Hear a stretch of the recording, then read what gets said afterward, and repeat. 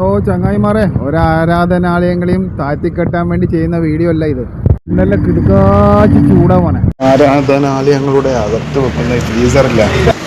ആരാധനാലയങ്ങളുടെ അകത്തുള്ള ഫ്രീസർ സംവിധാനം പുറത്തും കൂടി ആയിക്കൂടെ എന്നാണ് എൻ്റെ ഒരു അഭിപ്രായം.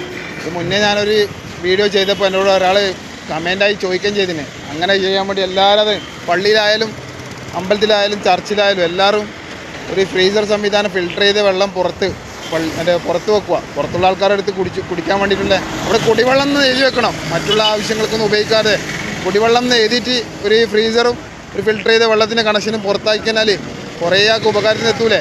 എല്ലാ പള്ളികളുടെ പുറത്തും അമ്പലത്തിൻ്റെ പുറത്തും ചർച്ചിൻ്റെ പുറത്തെല്ലാം ഉണ്ട്. എന്നാലും ദിവസം കഴിയുമ്പോൾ നല്ല ചൂടിൻ്റെ കാഠിന്യം കൂടി വരുന്നതാണ്. അതുകൊണ്ട് എല്ലാ ആരാധനാലയങ്ങളുടെയും മുമ്പിൽ ഒരു ഫ്രീസർ സംവിധാനം, നല്ല ഫിൽട്ടർ ചെയ്ത വെള്ളം തണുത്ത ഫ്രീസർ സംവിധാനം ഒരുക്കുകയാണെങ്കിൽ നല്ലതാണ്. കാരണം ഇപ്പോൾ 80% ഇന്ത്യക്കാരാണ്. അപ്പോൾ ഇന്ത്യയിൽ എഴുതി വെക്കേണ്ടി വരും. കാരണം എന്ന് പറഞ്ഞാൽ കുടിവെള്ളം എന്നുള്ളത് ഇപ്പോൾ പീനേക്ക പാനി വേറെ ആവശ്യങ്ങൾക്ക് ദുരുപയോഗം ചെയ്യരുത് എന്ന് എഴുതി വെക്കണം. ഇന്ത്യയിൽ എന്താ നോക്കി ഞങ്ങൾ എഴുതി വെക്കുക.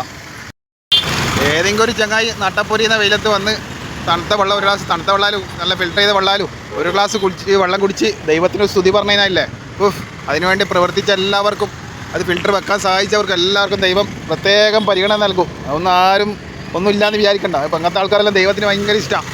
ൊലിക്കുന്ന സൂര്യൻ്റെ മുമ്പിൽ നിന്നും ക്യാമറാമാൻ ഷെയ്ർ മുസ്തഫാക്കൊപ്പം കണ്ണൂർ സുൽത്താൻ.